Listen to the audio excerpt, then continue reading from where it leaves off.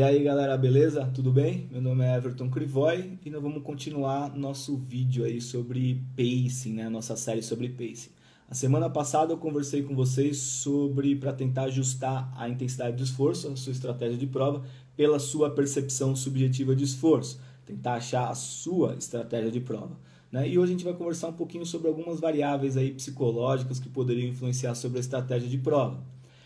Então, eu vou falar um pouquinho para vocês sobre a relação risco e recompensa e o comportamento coletivo, o comportamento de rebanho durante uma corrida. Então, vamos lá. Uma corrida ela é um processo de tomada de decisão. Então, durante uma prova, eu vou tomar decisão o tempo inteiro. Essas decisões, se eu vou aumentar a velocidade, manter a velocidade ou reduzir a velocidade. Como que eu tomo essa decisão durante a prova? Pela relação, é influenciado por uma série de fatores, por exemplo. Fatores fisiológicos, psicológicos, táticos, ambientais, o calor, frio, o vento, tudo isso é incorporado e eu tomo essa decisão se eu vou aumentar ou diminuir a velocidade para tentar fazer a prova no melhor tempo possível, né? No melhor desempenho possível, ou ganhar meu adversário de acordo com o meu objetivo. Tá? Para a gente simplificar esse processo, a gente coloca tudo isso dentro de um bolo que eu chamo de percepção subjetiva de esforço. A percepção subjetiva do esforço vai representar essas variáveis fisiológicas e psicológicas durante o exercício, né? E eu vou ajudar a controlar a intensidade por ela. Então, tem sido mostrado, que o que é meio óbvio também, que o atleta ele vai aumentando, a percepção subjetiva do esforço dos atletas ela vão aumentando conforme a distância da prova, e eles chegam ao máximo ali, ou próximo ao máximo, muito intenso, cansado, muito cansado, no final da prova. Óbvio, por quê? Porque se eu chegar muito cansado no meio da prova, eu vou quebrar, eu não vou conseguir terminar a prova do jeito que eu queria, né? Então eu vou ajustar a intensidade do exercício para as minhas percepções de esforço irem subindo progressivamente e eu ficar muito cansado só lá no final, né? E aí, com isso, a intensidade ela vai sendo ajustada de acordo com o aumento da percepção. Então a gente publicou um artigo na Revista Brasileira de Educação Física e Esporte, que eu vou disponibilizar o link aqui em cima, que a gente mostra isso. Conforme a percepção subjetiva de esforço vai aumentando, o atleta vai reduzindo a velocidade dele da prova. Vai reduzindo a velocidade. Quando que a velocidade aumenta de novo?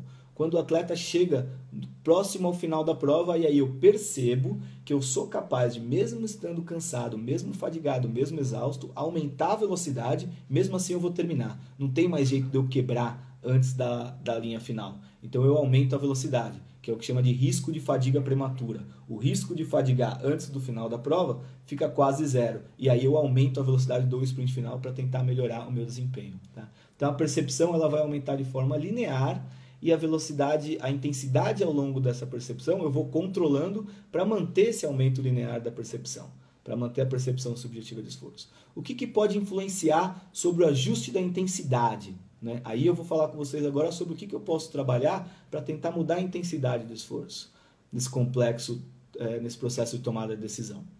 Um deles, a primeira dica que eu dou hoje é o quê? Ache um objetivo, trace um objetivo para você. Você precisa de um objetivo. Esse objetivo ele tem que ser desafiador, mas ele tem que ser atingível. Ele não pode ser inalcançável, né? Não pode ser algo assim que eu não vou conseguir fazer nunca.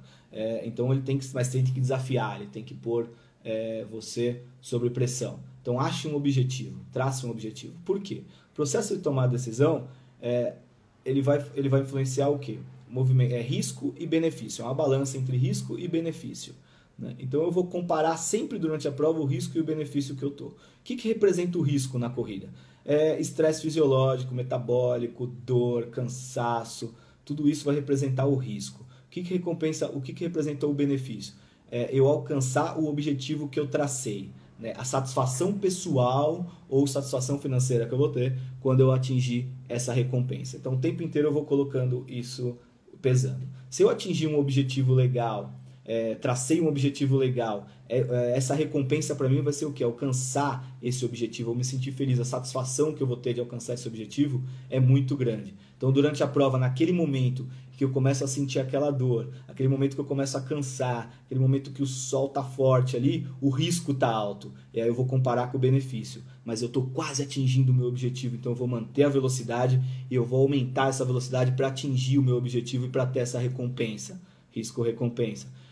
O objetivo foi muito grande, já sei que eu não vou atingir. Quando eu começo a ter risco, eu já reduzo a velocidade, já diminuo o meu risco, porque a recompensa não é suficiente. Então, a primeira dica de hoje é o quê?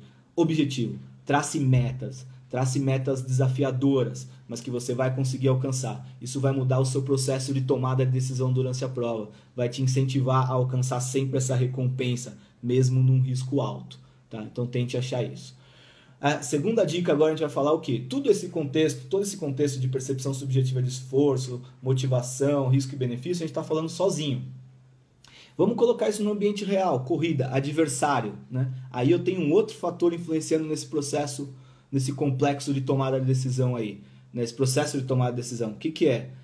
Meus adversários, né? É o cara do lado, o que ele está fazendo, como que isso vai me influenciar? Isso me influencia diretamente. Então a gente publicou também um artigo que está com o link aí, que é um artigo sobre o comportamento de rebanho, o comportamento coletivo durante uma prova de endurance. Então, para vocês terem uma ideia, comportamento coletivo, resumindo, o pelotão numa prova de ciclismo, ele tem um comportamento coletivo semelhante aos pássaros, por exemplo, né? Então todos eles vão se revezando na frente, para quê? Para poupar energia e eles conseguirem colocar a maior velocidade possível, economizando energia e atingir lá o local que eles querem chegar. No esporte coletivo a mesma coisa, o pelotão ele vai se revezando na frente para poupar energia também, eles conseguirem imprimir uma velocidade mais alta, né, e todos atingirem o seu objetivo. A diferença é que o pássaro não tem o cara que ganha, né? Então não tem aquele passarinho que eu quero chegar primeiro para ganhar a medalha de ouro. O atleta tem. E aí influencia outras coisas que é a tática de equipe e o risco e benefício. Eu vou dar um gás aqui, eu vou fazer uma fuga, mas eu quero ganhar isso porque o benefício vai ser muito grande e eu não estou nem aí para o risco. Outros fatores, mas na teoria é o comportamento coletivo. Por que isso acontece? Num processo de tomada de decisão, a decisão mais fácil para mim sempre é seguir o cara que está mais perto de mim, acompanhar alguém, né? Isso até poupa, nesse artigo que está aqui em cima, aí, vocês podem até ler isso até poupa a parte do estresse mental que eu tenho, né? Essa parte de fadiga mental. Eu não preciso ficar tomando, nossa, que complexo esse processo. Não, segue o cara do lado. Isso pode ser bom ou ruim, tá? Por quê? Porque se eu seguir um adversário que realmente é um pouquinho melhor do que eu, vai melhorar meu desempenho até, porque eu vou seguir esse cara, né? Se eu pegar um cara que é pior do que eu, vai piorar meu desempenho. E se eu seguir um cara que é muito melhor do que eu vou entrar em fadiga e vou quebrar, né? Então, assim, a segunda dica que eu dou é qual que é?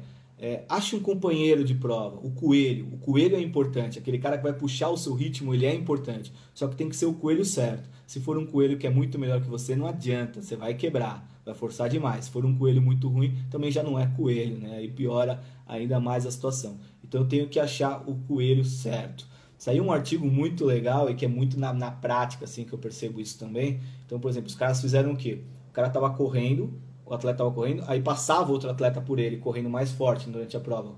Qual a tomada de decisão que ele fazia? Espontânea, sem pensar. Comportamento coletivo. Pum, aumenta a velocidade e corre atrás do cara. E aí ele aumentava a velocidade. Às vezes ele conseguia acompanhar, às vezes ele não conseguia acompanhar.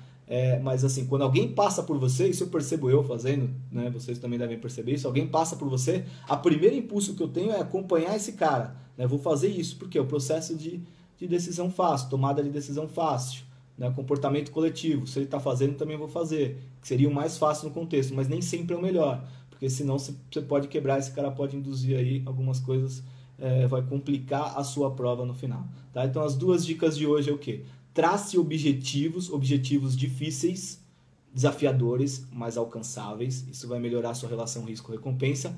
E tenta arrumar um coelho ali, um coelho bom para seguir. Tenta ancorar o seu ritmo de prova, ancorar a sua estratégia de prova num adversário que tem um ritmo um pouco melhor do que o seu. Isso também vai ajudar o seu desempenho, vai ajudar nesse processo de tomar decisão.